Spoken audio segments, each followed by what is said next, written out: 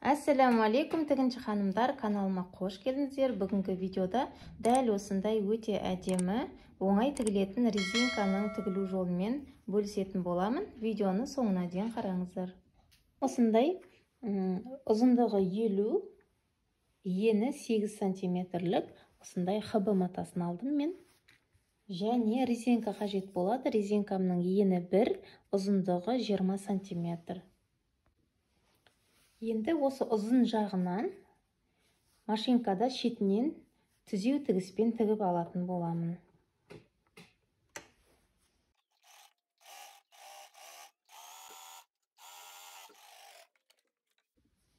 Енді булавканың көмегімен оң бетіне айналдырып аламын.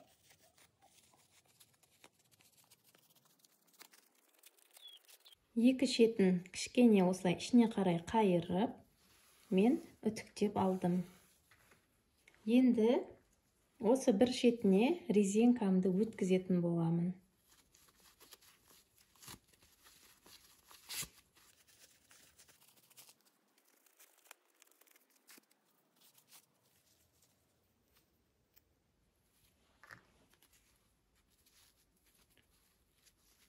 Енді осы жерін машинкада тігіп аламын. Резинкамызды салып алдым. Енді осы жерін білдірмей көктеу тігісі арқылы жерін қолмен тігіп аламыз. Біздің резинкамыз дайын. Енді осы жеріне осындай бантигімізді байлау қажетпіз. Мына бантикті мен қалай қиып алдым сіздерге көрсетейін. Қазір сызып, мен осындай лекаласын дайындап алдым. Алдын ала сол бойынша қиған болатынмын. Сіздерге түсінікті болу үшін қазір осындай қағазға сызып көрсетемін. Қағазымызды осылай екіге бүктейміз. Содан кейін тағы бір бүктейміз. Осы жағынан, тұтас болып тұрған жағынан жоғарыға қарай 3 сантиметр белгілеп, содан кейін мына жаққа қарай 7-10 қылғыңыз келе ме, оны өзіңіз білесіз. Мен 7 сантиметр қылып алдым.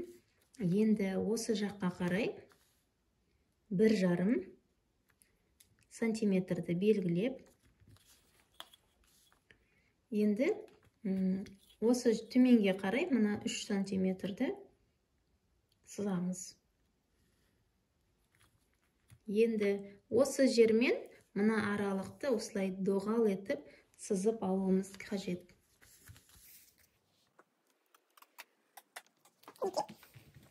Осылай етіп сызып алдым. Енді осыны қиямыз.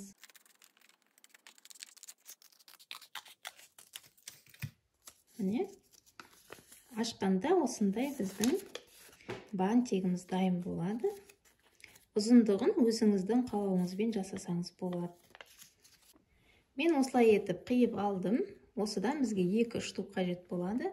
Оң бетімен оң бетін осылай беттестіріп, айналдырып, түзеу тігіспен тігіп аламыз. Осы жерден кішкене жер қалдырып кетеміз. Мінекей қыздар, тігіп алдым. Енді осы айналасынан кішкене осылай тіліктер жасаймыз. Бұл біздің қазір оң қаратқанда әдемі болып, бұрыш-бұрыштары шығу үшін осындай тігіске қатты жақындатпай, осылай айналдырып қиып аламын.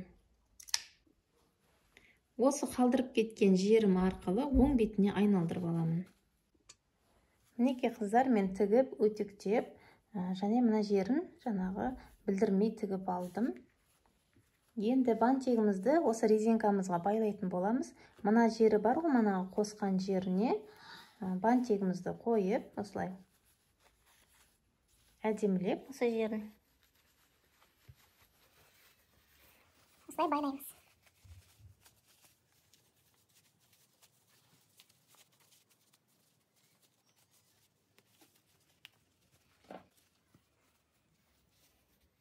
Мінекей қыздар, біздің осындай әдемі бантигіміз дайын болды.